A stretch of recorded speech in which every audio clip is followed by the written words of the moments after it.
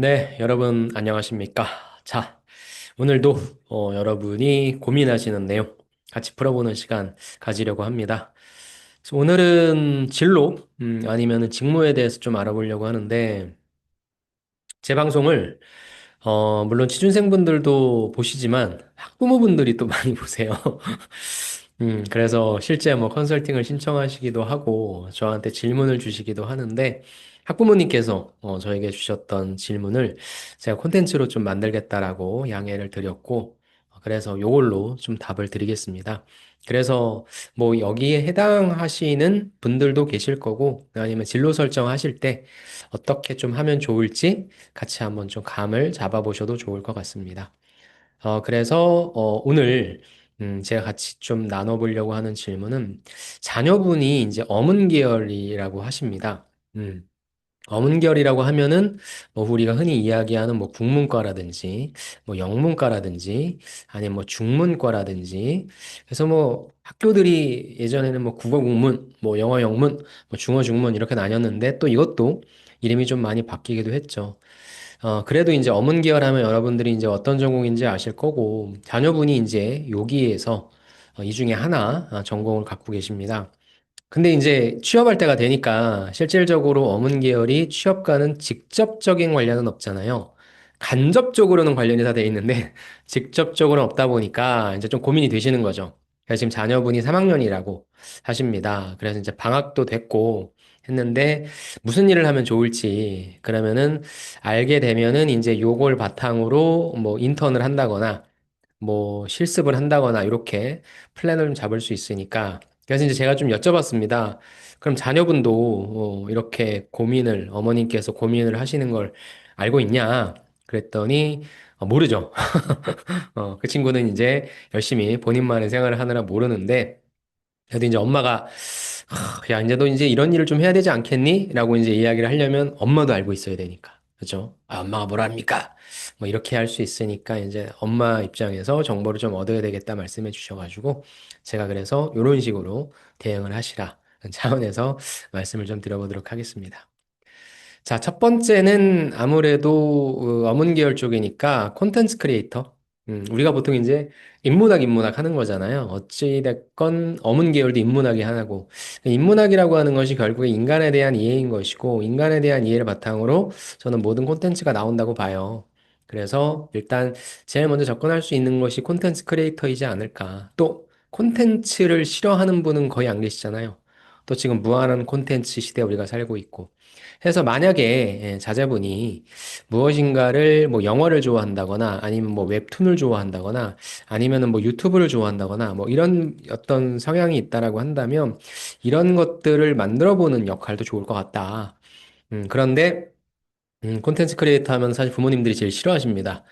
이게 좀 뭐라고 할까요? 약간 도박과 같은 잘 되면 되게 좋지만 뭐안 되면은 사실 밥 먹고 살기 힘든 쪽이라 그래서 뭐 그런 쪽으로 좀 걱정을 많이 하실 텐데 저 또한 콘텐츠 크리에이터를 좀 꿈꾸기도 했었고 그런데 제일 중요한 건 뭐냐면 이건 좀 잘해야 됩니다. 예.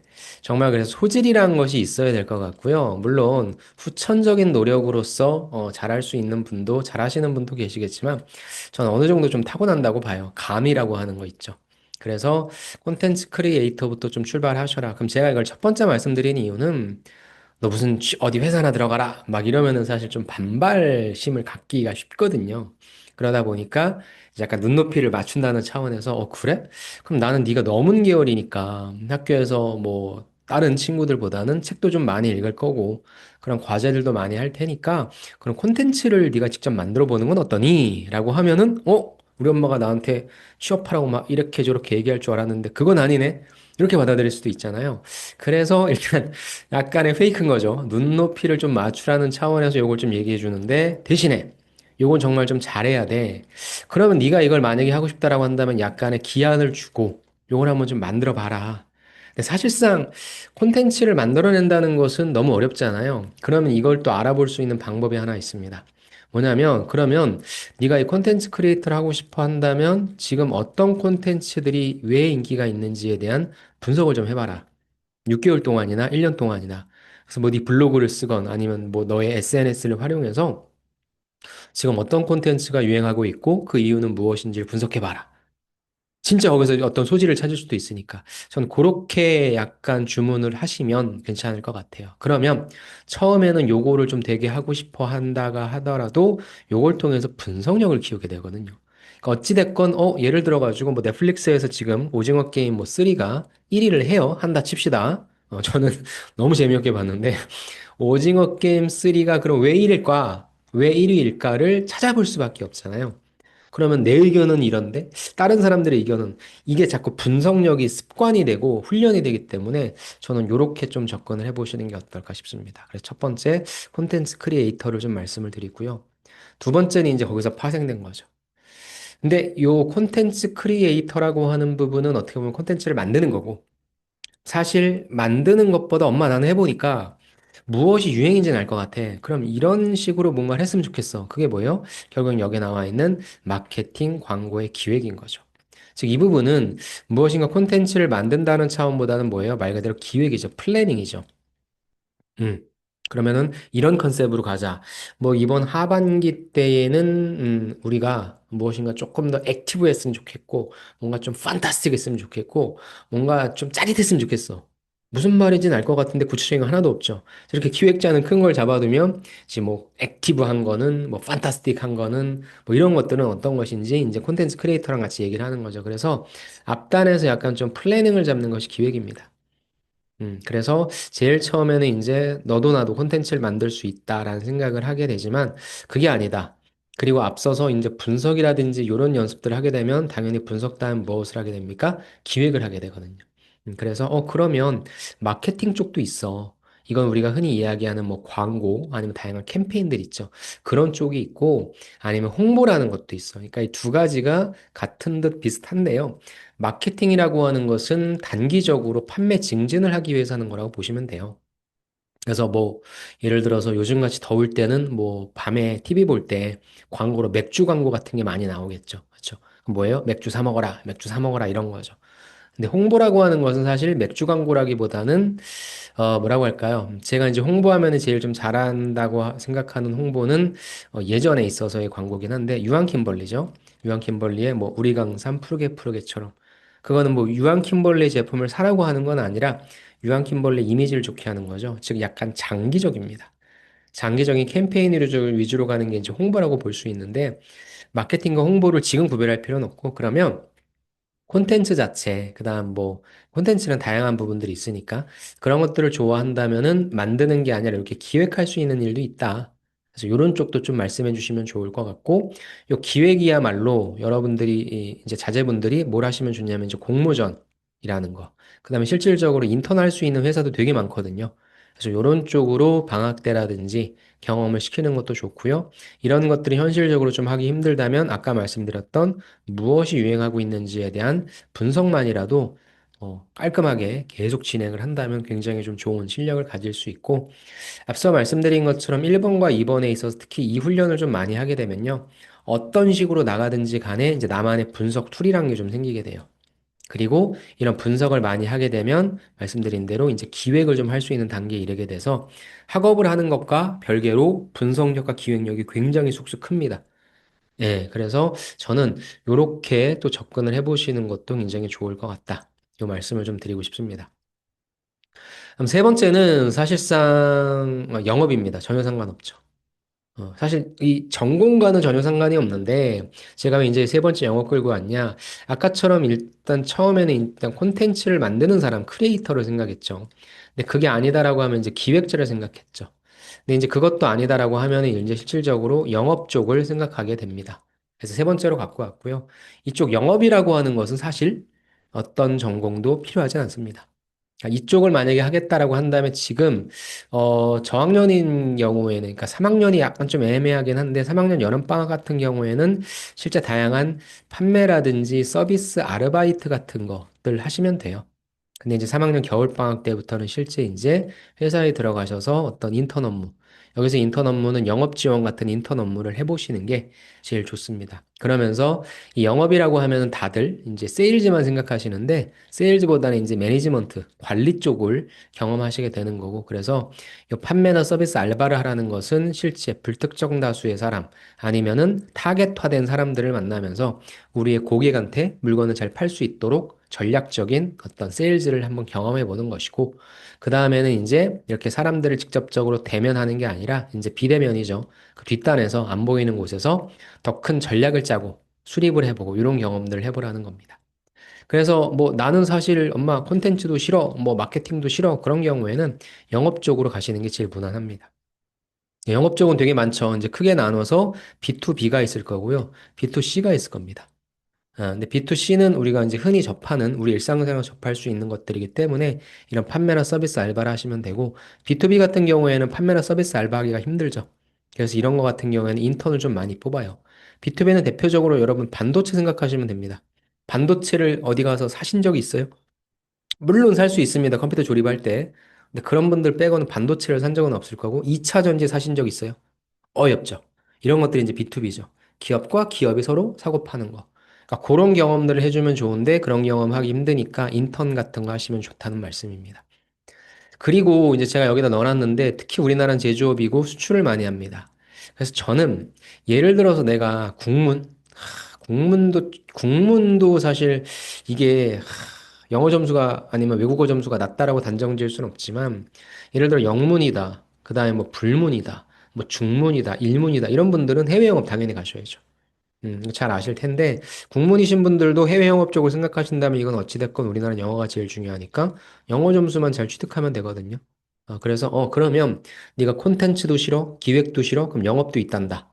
그리고 영업에는 B2C와 B2B가 있는데 B2C는 이런 판매 서비스 알바 경험을 해봐라. B2B 같은 경우에는 회사에서 인턴하면 된단다. 그런데 우리나라는 보통 해외 영업을 많이 하니까 네가 어학 점수를 좀 땄으면 좋겠다. 이런 식으로 끌고 가시면 좋습니다. 그리고 만약에 저도 어문 계열을 나왔다고 한다면, 그리고 제가 뭘 해야 될지 모른다고 한다면, 저는 기를 쓰고 해외 영업 갈 것 같습니다. 특히 뭘 팔러 가냐면, 저는 반도체를 팔러 가고 싶습니다. 어딜 가야 되겠어요? 그렇죠. SK 하이닉스를 기를 쓰고 갈 것 같습니다. 아니면 뭐 삼전. 그리고 SK 하이닉스나 삼전을 간 다음에 저는 해외로 이직할 것 같습니다. 엔비디아 가고 싶네요. 프로드콘 가고 싶네요. 이런 식으로 저는 반도체 관련된 회사, 어찌됐건 반도체는 계속적으로 성장할 수밖에 없으니까, 이런 쪽에 플랜을 좀 가질 것 같아요. 그래서 조금, 뭐라고 얘기할까요? 아무것도 준비가 좀 안 됐다. 그러면은 뭐 사실상 뭐 제일 허들도 낮다. 그런다고 한다면 저는 뭐 해외 영업 쪽 생각해 볼 것 같고, 대신에 해외 영업 쪽은 어떤 분야로 갈 거냐? 지금은 2차 전지로는 뭐 다 지원 안 하려고 해요. 워낙에 좀 차가 안 팔리다 보니까. 하지만 2차 전지도 언젠가 풀리겠죠. 근데 이제 그렇게 언젠가 풀릴 걸 기대하는 것보다는 지금 확 풀려 있는 반도체 쪽. 그리고 빅테크 업체. 아니면은 뭐 뒤에 나오긴 하지만 뭐 또 AI 쪽 있죠. 이런 쪽으로 어떻게든지 기술 영업 쪽을 나가는 것도 전 생각을 해볼 것 같습니다. 그러니까 이런 걸 자꾸 보여주셔야 돼요. 아셨죠? 좋습니다. 그래서 세 번째는 해외 영업이었고요. 네 번째는 완전 다른 쪽. 영어까지 갔으니까 이제는 공공기관 쪽입니다. 그러니까 이쪽은 또 설명이 추가적으로 필요하긴 한데요. 이쪽은 좀 영역이 다릅니다. 이쪽은 뭐 하는 거냐면 공부해야 돼요. 앞서 말씀드렸던 1번과 2번과 3번은 사실 공공기관보다도 사기업의 영역이고 사기업을 가기 위해서는 경험을 많이 해야 돼요. 그러니까 자녀분한테, 자제분한테 너 사기업 갈 거야? 사기업을 가기 위해서는 경력을 쌓아야 돼. 경험을 쌓아야 되니까 하고 싶어 하는 콘텐츠 크리에이터가 됐건 마케팅 광고 기획이 됐건 영업 쪽이 됐건 그쪽에 경험을 쌓자. 그럼 돼요. 3학년 겨울방학, 뭐 4학년 여름방학, 그 다음 4학년 겨울방학, 그럼 취업. 이렇게 연결시킬 수 있는데, 공공기관은 완전 다릅니다. 이쪽 공부해야 돼요. 그럼 어문 계열이죠. 어문 계열이기 때문에 반드시 경영학을 공부를 해야 됩니다. 그래서, 너 공공기관 갈래?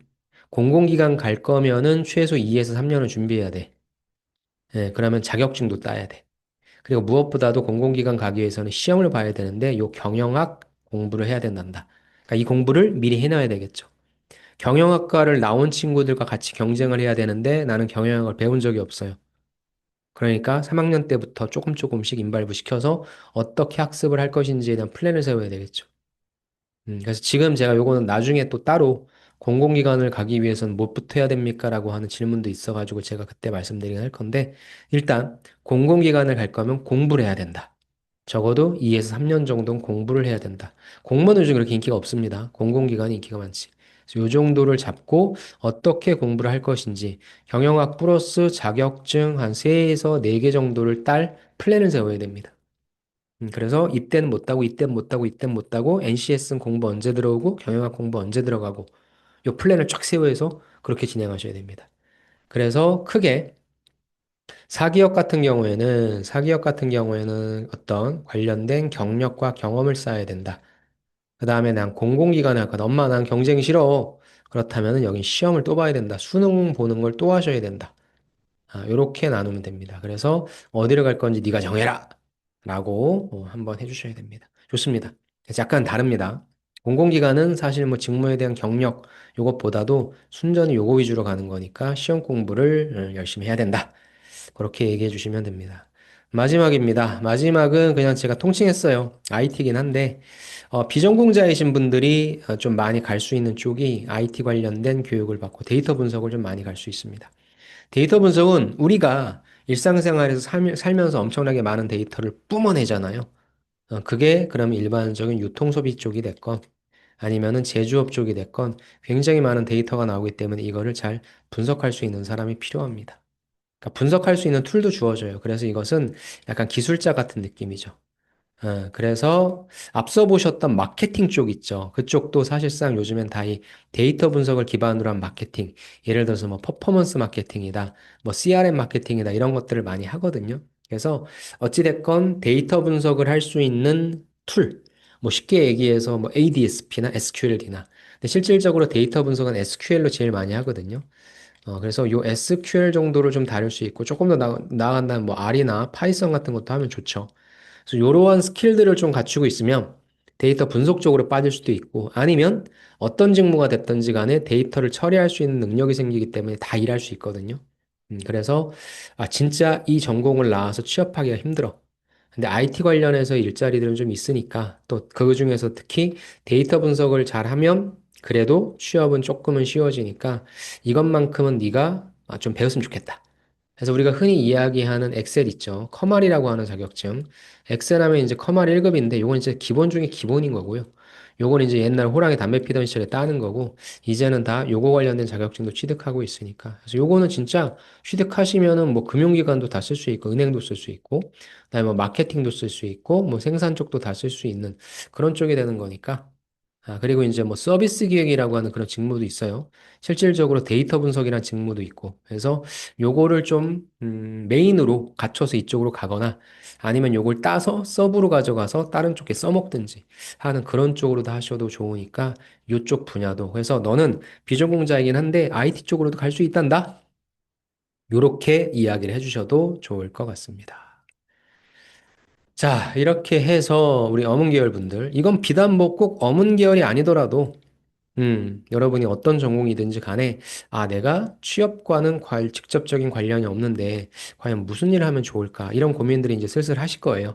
그럴 경우에도 여러분에게 좀 답이 되었으면 좋겠고, 결국에는 빨리 내가 무슨 일을 할 것인지를 좀 선택하셔야 되는데, 첫 번째 조건은 뭐냐면 일단 좋아해야 되겠죠. 그래서 여러분이 어떤 일을 좋아하는지에 대한 선호도가 파악이 중요하고요. 두 번째는 죄송하지만 이걸로 밥 먹고 살 거기 때문에 잘할 수 있는지에 대한 능숙한 여부가 좀 중요합니다. 그래서 나는 어느 쪽에 가중치를 조금 더 둘 것인지 이 부분들을 따져가면서 이걸 빨리 선정하고 그 다음에 아까 말씀드린 것처럼 그럼 내가 이거 경험을 쌓을지 아니면은 공부를 할지를 선택하시면 됩니다. 이렇게 말씀드리면 되겠죠? 어머님, 요거를 좀 잘 보셔가지고 자녀분한테 같이 한번 이야기 나누면서 어느 쪽으로 갈지 가이드 해주시면 좋을 것 같습니다. 자, 오늘은 이렇게 우리 어머님이 갖고 계신 질문에 대해서 살펴봤고, 여러분도 진로나 직무에 대해서도 고민 있으시면 제가 또 최대한 한번 풀어보도록 하겠습니다. 네, 조금 더 디테일한 어떠한 그런 상담이라든지 받고 싶다라고 한다면 제가 링크 남겨둘 테니까 그거 참고하셔도 좋을 것 같고, 어찌됐건 여러분의 진로, 직무 선정에 있어서 도움이 되셨으면 좋겠습니다. 그럼 저는 다음 시간에 또 다른 콘텐츠로 찾아뵙겠습니다. 수고하셨습니다. 감사합니다.